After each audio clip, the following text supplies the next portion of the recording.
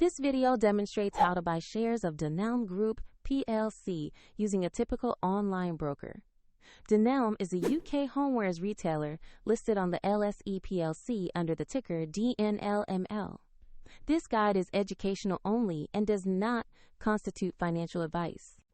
To buy shares, you need a brokerage account, and we'll use eToro as an example to show the process. After registering, you will normally be asked to verify your identity with a document and to add funds before you can place an order. Use the platform search field and type the ticker DNLM.L to find Dunelm Group PLC. Then select the matching listing to open the stock page. Confirm the listing name and ticker before proceeding.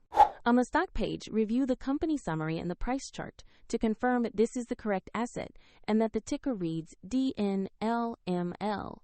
Take a moment to check basic details like sector and exchange. Click the Invest or Trade button, enter the amount you wish to buy, then carefully review the order details and confirm the transaction. If the market is closed, your order may be queued or executed according to your order type when it reopens. If there are insufficient funds, the platform will prompt you to add money before the purchase can complete. After execution, your new position will appear in your portfolio, where you can monitor it over time. For convenience, I've added the eToro link in the description if you want to visit the platform.